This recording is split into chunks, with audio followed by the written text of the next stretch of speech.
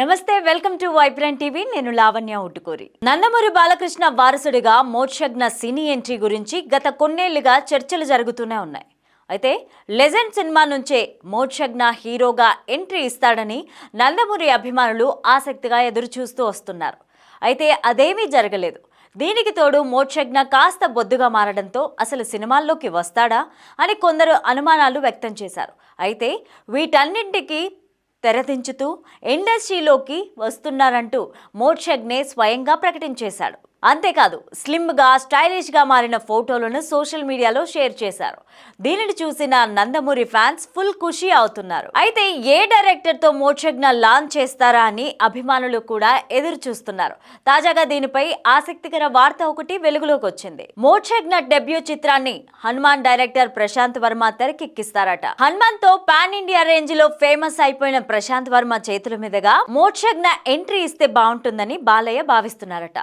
ఆహా అన్స్టాపబుల్ షోలో ప్రశాంత్ వర్మ బాలయ్యతో కలిసే పనిచేశారు. అప్పటి నుంచే వీరిద్దరి మధ్య మంచి అనుబంధం ఏర్పడింది. అందుకే తన హనుమాన్ విడుదలైన తరువాత బాలయ్య కోసం ఒక స్పెషల్ స్క్రీనింగ్ ను ఏర్పాటు చేశారు ప్రశాంత్ వర్మ. దీనిని చూసిన బాలయ్య యంగ్ డైరెక్టర్ టాలెంట్ పై ప్రశంసలు కురిపించారట. ఇప్పుడు మోక్షజ్ఞను అంతేకాదు, మోక్షజ్ఞ మూవీలో బాలయ్య కూడా ఒక స్పెషల్ రోల్ చేస్తున్నట్లు సోషల్ మీడియాలో చర్చ జరుగుతోంది. అయితే ప్రస్తుతానికి ఇవన్నీ కేవలం రూమర్స్ మాత్రమే. ఒకవేళ ఇదే నిజమైతే మాత్రం నందమూరి అభిమానులకు పండగే. వైసీపీ ఓటమిపై సిపిఐ జాతీయ ప్రధాన కార్యదర్శి నారాయణ ఆసక్తికర వ్యాఖ్యలు చేశారు. సాధారణంగా బీజేపీకి దూరంగా ఉండే క్రిస్టియన్ మైనారిటీ ఓటు బ్యాంక్ ఎక్కువగా కలిగిన వైసీపీ కాషాయ పార్టీ విషయంలో తమ స్టాండ్ ఏంటో సరిగ్గా చెప్పలేకపోవడం వల్ల ఆ పార్టీకి భారీ డ్యామేజ్ జరిగిందని అన్నారు. పైకి బీజేపీకి దూరంగా ఉన్నట్లు నటించినా లోపల మాత్రం వైసీపీ ఆ పార్టీకి మద్దతు ఇచ్చిందని, అదే విషయాన్ని ప్రజలకు స్పష్టంగా చెప్పలేదన్నారు. ఇక రాజకీయాల్లో స్పష్టమైన వైఖరి అనేది చాలా ముఖ్యమని వైసీపీకి సూచించారు ఆయన. కాంగ్రెస్ ప్రభుత్వంపై ప్రజల్లో వ్యతిరేకత వచ్చిందని మాజీ సీఎం కేసీఆర్ అన్నారు. ఎర్రవల్లి ఫామ్ హౌస్లో బీఆర్ఎస్ జెడ్పీ చైర్మన్లతో ఆయన ఆత్మీయ సమావేశం నిర్వహించారు. అయితే కేసీఆర్తో 17 మంది జెడ్పీ చైర్మన్లు సమావేశమవ్వగా 4 జెడ్పీ చైర్మన్లు గైరుహాజరయ్యారు. ఈ మేరకు జెడ్పీ చైర్పర్సన్లను సన్మానించారు ఆయన. జిల్లాల్లో పార్టీ పరిస్థితి, రాజకీయ సమీకరణలపై చర్చించారంతా.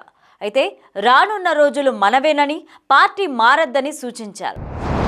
పల్నాడు జిల్లా గురజాల పట్టణం చెల్లగండ్ల గార్డెన్స్లో ఎమ్మెల్యే ఎరపతినేని శ్రీనివాసరావు కార్యవర్గ సమావేశంలో పాల్గొన్నారు.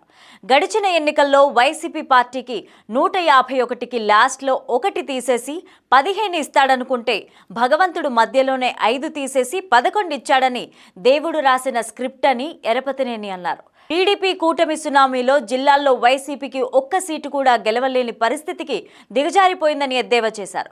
కూటమి గెలుపు కోసం కష్టపడిన కార్యకర్తకి టీడీపీ ఎప్పుడు కూడా మర్చిపోదు అన్నారు.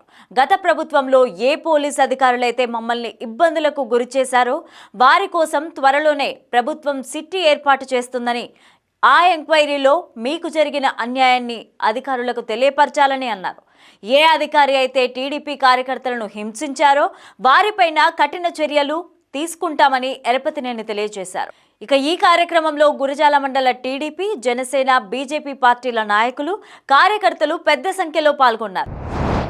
ఈరోజు ఢిల్లీకి వెళ్లనున్నారు ముఖ్యమంత్రి చంద్రబాబు నాయుడు.